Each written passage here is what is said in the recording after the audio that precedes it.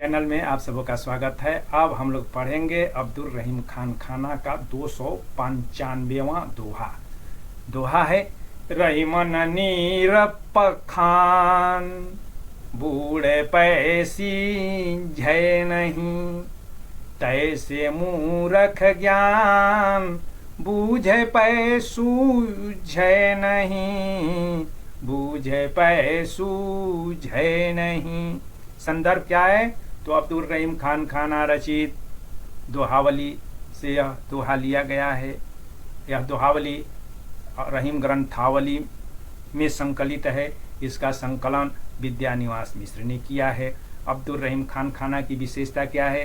तो अब्दुल रहीम खान खाना कलमजीवी भी हैं और करवाल जीवी भी, यानी कि तलवार चलाने में भी ये माहिर हैं। अकबर के दरबार के 9 रत्नों में से एक हैं और अकबर के ये खासम खास हैं और बहुभाषा भाषीविद हैं, अनेक भाषाओं के जानकार हैं और ये बड़े ही सरल हृदय के हैं और उदार हैं, दानी हैं और इनके मित्रों की भी एक अच्छी खासी संख्या है। यानी कि ये युद्ध में जब होता है तो जो है शत्रु पैदा होते हैं, मगर रहीम का व्यक्तित्व ऐसा था कि इन्होंने शत्रु से ज़्यादा मित्र बनाए। और वैसे शत्रु इनका राजनीति की बात, देश दुनिया की बात तो अलग है, सामान्य तौर पर इनका कोई शत्रु भी नहीं है, यद्यपि जहांगीर से इनका मनमुटाव हुआ था। और प्रसंग क्या है?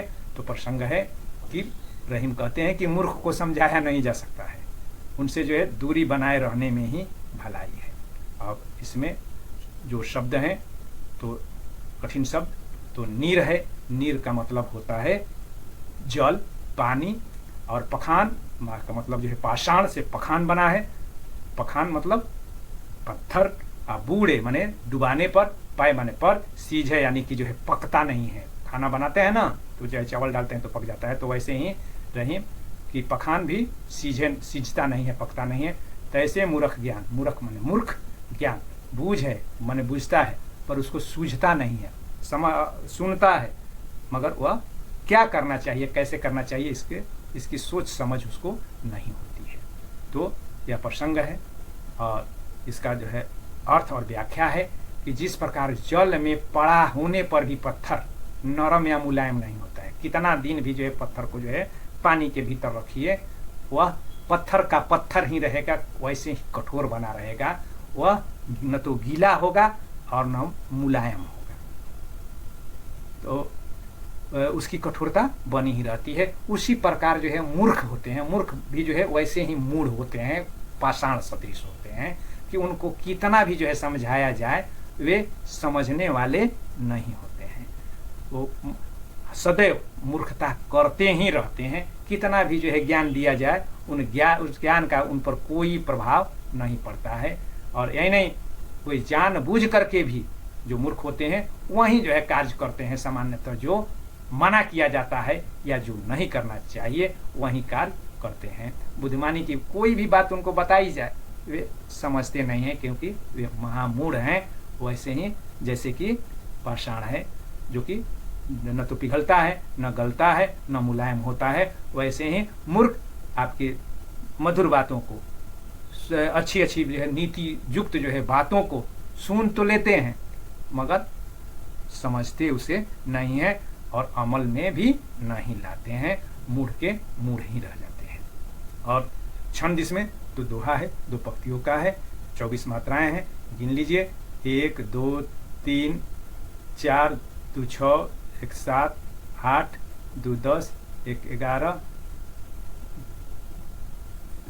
2 2 2 4 2 6 2 8 2 10 1 11 2 13, कुल मिलाकर 13 11 24, इसमें 11 और 13 पर हो गया है।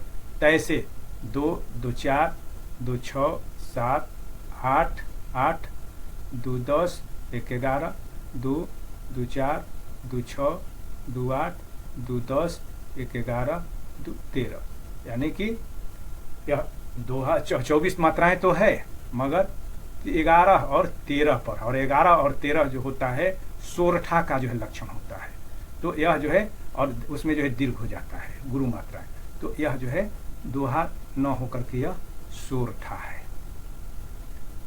मात्रा के अनुसार। और चूंकि उदाहरण है, नीति का पद है, इसलिए उदाहरण द्वारा समझाया गया है, इसलिए इसमें दृष्टांत और काव्यलिंग अलंकार है, अंत में तुकबंदी है, तो इसलिए अंत्यानुप्रास है, अंत्यानुप्रास अलंकार है। और इससे जो तुलना के लिए, तुलना के तौर पर कि अभी जो हम लोग जो है आगे देखेंगे कि रहीम का ही दोहा है, रहीम न विद्या बुद्धि नहीं, नहीं धर्म जस दान, भू पर जन्म वृथा धरे, पशु बिनु पूछ विषान।